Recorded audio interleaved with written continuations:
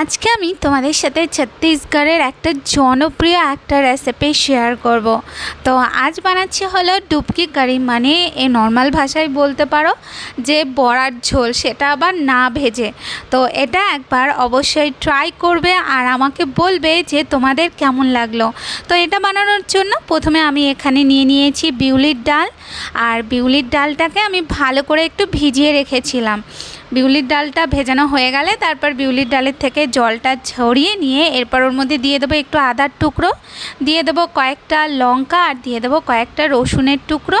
আর এরপর আমি ওর মধ্যে 8-10টার মতন দিয়ে দিয়েছি গোলমরিচ। এরপর ওর মধ্যে অল্প জল দিয়ে এটাকে ভালো করে একটু ফেটিয়ে নিতে হবে, একদম স্মুথভাবে এটাকে ফেটিয়ে নেব। ফেটানো হয়ে গেলে এরপর ওর থেকে 1 থেকে 2 চামচের মতন ডাল নিয়ে একটা আলাদা বোলের মধ্যে রাখবো। আর ওর মধ্যে দিয়ে দেবো বেশ খানিকটা টক দই। তো এখানে আমি 250 গ্রামের মতন টক দই নিয়েছি। টক দইটা নিয়ে এরপর আমি ওর মধ্যে সামান্য একটু লবণ দিয়ে এরপর টক দইটাকে ভালো করে একটুখানি ফেটিয়ে নিতে হবে। টক দইটা ভালো করে ফেটানো হয়ে গেলে এরপর আমি ওর মধ্যে দিয়ে দেবো পরিমাণ মতন জল। তো এখানে আমি প্রায় 1 গ্লাসের মতন জল দিয়েছি। জলটা দিয়ে তারপর ভালো করে আবার এটাকে একটু ঘুটিয়ে নিতে হবে। একদম পাতলাও করব না, আবার এটা কিন্তু একদম ঘনও করব না। তো এটা তো আমাদের ফেটানো হয়ে গেছে। এরপর যেই ডালের পিউরিটা বানিয়েছিলাম ওর মধ্যে সামান্য একটু লবণ দেব। লবণটা দিয়ে এরপর ভালো করে এটাকে একটু মিশিয়ে নিতে হবে।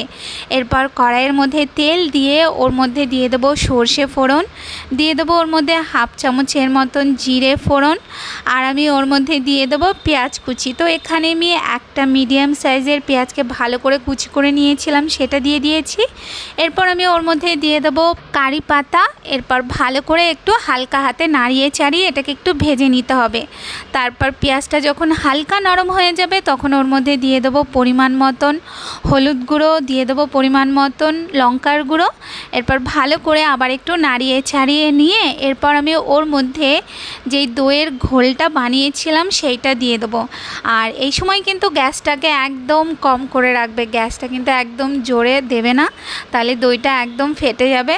তো আস্তে আস্তেই হতে হতে যখন এই গ্রেভিটা ভালো মতন ফুটে উঠবে তখন যেই ডালটা বেটে রেখেছিলাম সেই ডালটা এরকম হাতের সাহায্যে নিয়ে ছোট ছোট পকোড়ার আকারে ওই গ্রেভির ওপরে এরকম দিয়ে তারপরে 10 মিনিটের মতন রেখে দিতে হবে। মানে নাড়াচাড়া কিচ্ছু করবে না, এমনি 10 মিনিটের মতন রেখে দেবে। 10 মিনিট পর দেখবে যে একদম আমাদের কারি রেডি হয়ে গেছে। এরপর সবার লাস্টে সামান্য চিনি ধনেপাতা দিয়ে নাড়িয়ে চাড়িয়ে নামিয়ে নিলেই আমাদের কারি রেডি।